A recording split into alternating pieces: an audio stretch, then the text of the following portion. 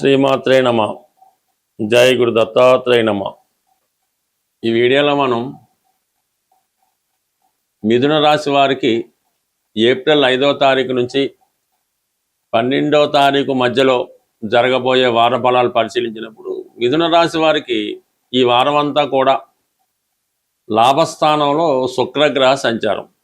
ఇది చాలా వరకు జాతకుడిలో ఉన్నటువంటి నైపుణ్యానికి, టాలెంట్కి తగిన గుర్తింపు రావడం జరుగుతుంది.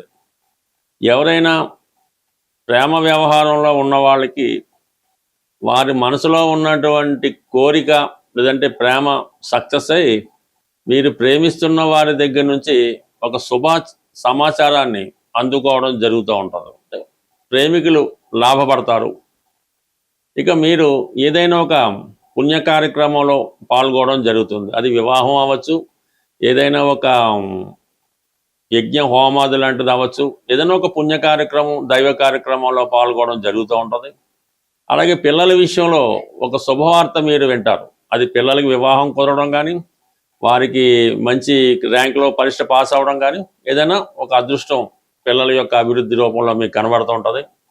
ఇక తర్వాత ప్రధానంగా దశమ స్థానంలో ఈ 3 గ్రహాలు ఈ వారం అంతా కూడా సంచరించడం జరుగుతుంది. అందులో ప్రధానంగా రవి తృతీయాధిపతిగా దశమ స్థానంలో దిగ్బలుడై ఉండడం వల్ల ఏమవుతుందంటే వృత్తిలో చాలా గ్రిప్పు లభిస్తూ ఉంటుంది. చాలా పట్టుదలగా వృత్తిలో స్టెబిలిటీ ఏర్పరచుకుంటారు.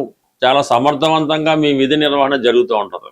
అయితే ఇందులో ఈ సమయంలో మీకు ఉద్యోగంలో ప్రమోషన్ రావచ్చు, లేదా ట్రాన్స్ఫర్ రావచ్చు, లేదంటే ఉన్న ఉద్యోగాన్ని విడిచిపెట్టి కొత్త ఉద్యోగానికి వెళ్ళడం కూడా జరిగే అవకాశం ఉంది. అది ఏదైనా మీ నిర్ణయం, మీ ఇష్టాన్ని బట్టే ఆధారపడి ఉంటుంది.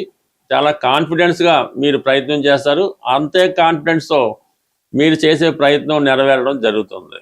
ఇక కుజుడు మరి షష్ఠ లాభాధిపతిగా దశమస్థాన సంచారం వల్ల వృత్తిలో కుజుడు కూడా దశమస్థానంలో దిగ్బలుడై ఉంటాడు కాబట్టి చాలా స్ట్రిక్ట్గా పాల్గొనడం జరుగుతూ ఉంటుంది. ఏదన్నా ఈ కుజుడు రవి కలిసి ఒకే స్థానంలో అశ్విని దశమ స్థానంలోకి రావడం వల్ల వృత్తిపరంగా మాత్రం కంప్లీట్గా ఒక మార్పు రావడం జరుగుతూ ఉంటుంది.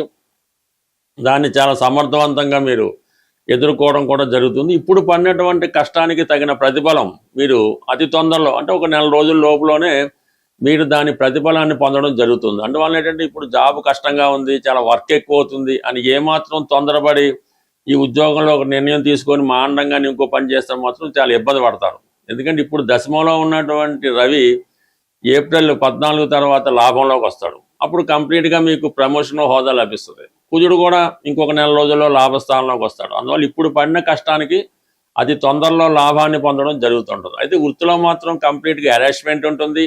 ఎంత సర్దుకుపోదామన్నా ఏదో ఒక ఇబ్బంది ఉంటుంది. ఇంత కష్టపడినా కూడా ఏమాత్రం ప్రతిఫలం లాభం లేదని మీరు చాలా స్ట్రగుల్, ఆందోళన పడుతుంటారు. కొద్దిగా ఓర్పు వహిస్తే దీని ఫలితం అన్నది అతి తొందరలో లభిస్తూ ఉంటుంది. ఇక ప్రధానంగా బుధుడు రాష్ట్రాధిపతిగా బుధుడు భాగ్యస్థానంలో రాహుతో సంచరించడం వల్ల ఏదో కొత్త విద్య నేర్చుకునే ప్రయత్నం నెరవేరుతూ ఉంటుంది.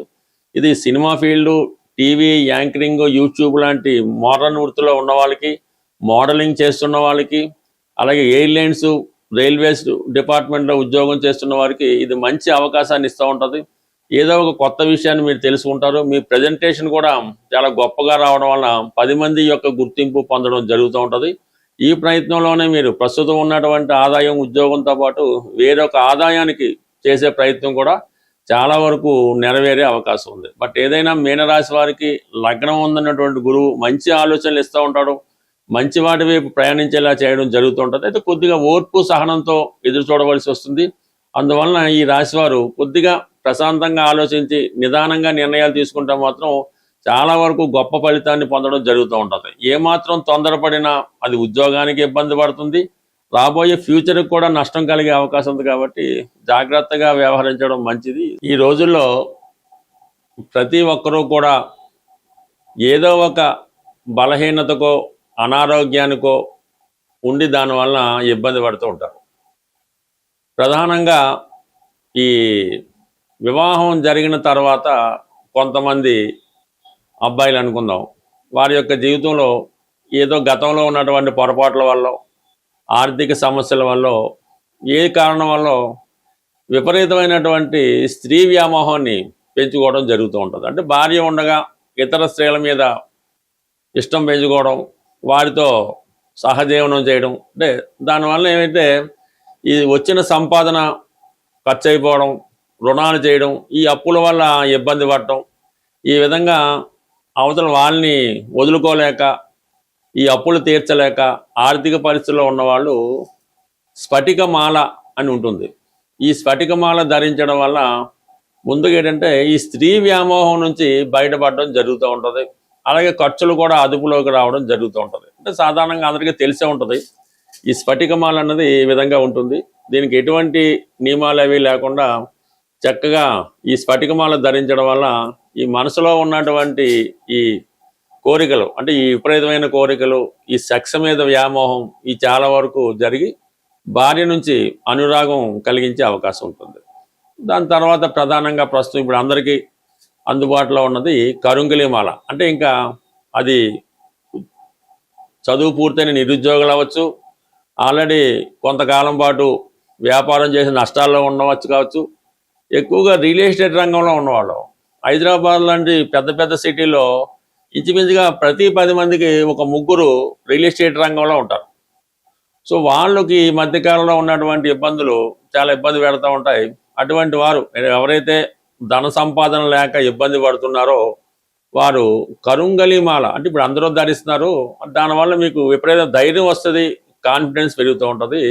మరి సాధారణంగా ఈ ఒరిజినల్తో కూడుకున్నటువంటి కరుంగలి మాల విధి విధానంగా పూజ చేయించి మీకు అనుకూలమైన నక్షత్రం రోజు ధరించడం వల్ల ఈ కరుంగలి మాల బ్రహ్మాండంగా ప్రభావం చూపుతూ ఉంటుంది. మరీ పెద్దది కూడా అక్కర్లేదు, ఈ మాత్రం సైజులో ఈ కరుంగలి మాల ధరించడం వల్ల నెమ్మదిగా ఈ నిరుద్యోగ సమస్య లాంటిది ఏమన్నా ఉంటే అది సాల్వ్ అవుతుంటుంది, ధన సంపాదన పెరుగుతుంది, కుటుంబంలో గౌరవం కలుగుతూ ఉంటుంది.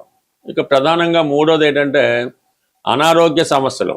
అంటే సాధారణంగా ఇది కొద్దిగా పెద్ద ఏజ్ ఉన్న వాళ్ళు, 40-50 ఏజ్ దాటిన వాళ్ళు, ఎక్కువగా స్త్రీలు అవ్వచ్చు పురుషులు అవ్వచ్చు, ఈ అనారోగ్య సమస్యలతో బాధపడుతూ ఏదో ఒక ఇబ్బంది పెడతా ఉంటుంది. అలాగే కొంతమంది పిల్లలు తొందరగా మాటలు రాకపోవడం, కొద్దిగా చెప్పింది అర్థం చేసుకోలేకపోవడం, ఒక విధమైన ఆర్థరైటిస్ ప్రాబ్లం లాంటిది ఏదో జరుగుతూ ఉంటుంది. అటువంటి చిన్నపిల్లలు ఏమైనా ఎదుగుదల లోపం ఉన్నా, తెలివితేటలు లేకపోయినా, పెద్దవాళ్ళ అనారోగ్య సమస్యలతో ఉన్న చిన్న సైజులో ఉన్నటువంటి రుద్రాక్షమాల, ఇది కొద్దిగా ఒరిజినల్ అంటే కొద్దిగా రేట్ ఎక్కువ ఉంటుంది. ఇటువంటి రుద్రాక్షమాలని ధరించడం వల్ల అనారోగ్య సమస్యలు బాగుంటాయి, పిల్లల్లో కూడా తొందరగా ఎదుగుదల, మాటలు రావడం, తెలివితేటలు గ్యాప్ వస్తూ ఉంటాయి.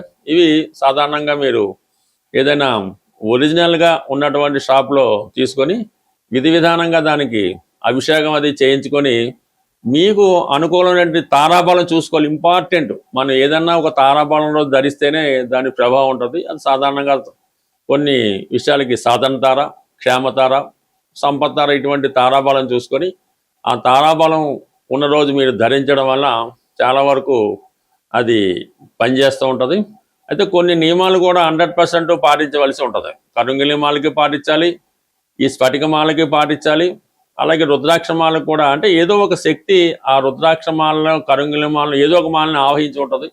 దాన్ని మనం సంతృప్తిపరచాలంటే కొన్ని నియమాలు, కొన్ని కావాలంటే కొన్ని వదులుకోవాలి. అలా వదులుకోవడానికి సిద్ధపడిన వారే ఇటువంటి మాలలు ధరించడం వల్ల మీకు తొందరగా మేలు కలుగుతుంటుంది. అంటే వ్యాపార ఉద్దేశంతో చాలామంది ఇది ఏం పర్వాలేదు, రుద్రాక్ష ధరించవచ్చు, మందు తాగొచ్చు, ఏం పర్లేదని చెప్తూ ఉంటారు.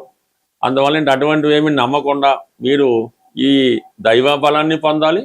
ఇటువంటి తాంత్రిక వస్తువులు లాంటివి కూడా ధరించడం వల్ల మంచి ఫలితం పొందే అవకాశం ఉంటుంది. స్వస్తి.